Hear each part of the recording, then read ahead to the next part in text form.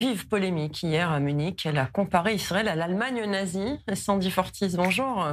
Bonjour. Au cours d'une conférence, la reine de Jordanie a dénoncé ce qu'elle décrit comme un discours de haine institutionnalisé en Israël depuis le lancement de la guerre contre le Hamas. Exactement, et c'était donc lors du One Young World Summit, une conférence qui s'adresse aux jeunes leaders potentiels du monde entier. Ils étaient des milliers, originaires de 190 pays réunis hier à Munich. Et lors de ce discours, Rania de Jordanie a comparé le traitement réservé aux Gazaouis par Israël à celui infligé aux Juifs par l'Allemagne nazie. Elle a dénoncé ce qu'elle a décrit comme un discours de haine institutionnalisé, vous l'avez dit, en Israël depuis donc le déclenchement de la guerre contre le Hamas, expliquant que les discours déshumanisants ont servi de prélude à certains des chapitres les plus sombres de l'histoire de l'humanité. Elle ajoute.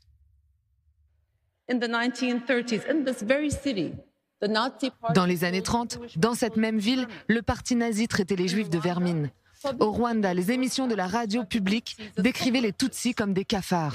Au Myanmar, les nationalistes comparaient les Rohingyas à des chiens errants.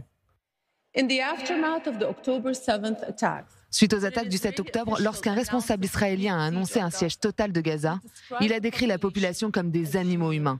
Il appliquait une stratégie éprouvée, convaincre le public que l'on a affaire à des bêtes. Et la violence devient non seulement acceptable, mais nécessaire.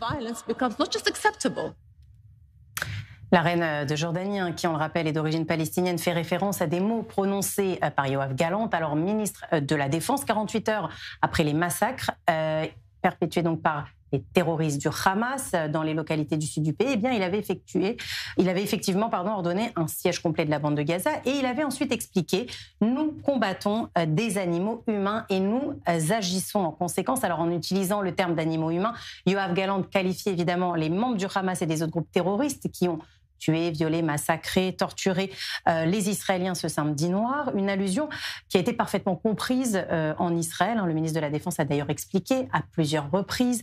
Ensuite, qu'il parlait évidemment des auteurs des actes barbares du 7 octobre. Mais ces paroles ont évidemment été déformées par les détracteurs d'Israël qui prétendent que Yoav Gallant parlait de l'ensemble des Palestiniens. C'est d'ailleurs ce qui lui vaut les accusations devant la CPI à Yoav Gallant.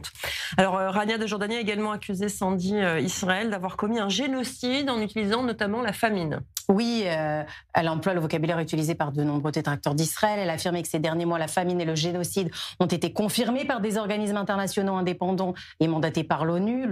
Mais ces deux informations sont complètement fausses. Le génocide n'a jamais été confirmé par les institutions internationales. Quant aux accusations de famine, elles aussi sont douteuses. Des rapports ayant démontré que les organismes qui avaient décrété une famine à Gaza avaient modifié leurs critères de mesure pour pouvoir faire entrer Gaza dans cette situation de famine. Et récemment, les données de l'UNICEF ont elles aussi montré qu'il n'y avait pas de famine à Gaza.